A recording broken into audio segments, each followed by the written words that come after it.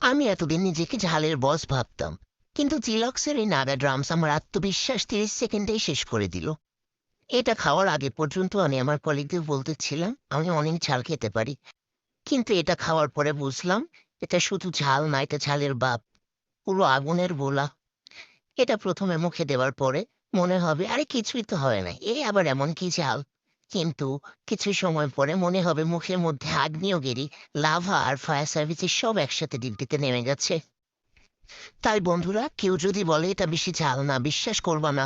আমি নিজে জিহ্বা দিয়ে টেস্ট করে এসেছি, লজ্জা থাকলে আর খাবো না। প্যাকেট খোলার পর যখন এটা হাতে নিলাম, এটা দেখতে এত ইয়াম্মি ছিল, দেখে লোভ লাগছিল, মনে হচ্ছিল পুরোটা খেয়ে ফেলবো। কিন্তু কয়েকবার মুখে দেওয়ার পরে মনে হলো খাওয়ার চেয়ে বেঁচে থাকাটা এখন আমার কাছে বেশি ইম্পর্ট্যান্ট। আমার জিহ্বা দিয়ে পুরো আগুন বের হচ্ছিল, আর কান দিয়ে মনে হচ্ছিল ধোয়া বের হচ্ছে।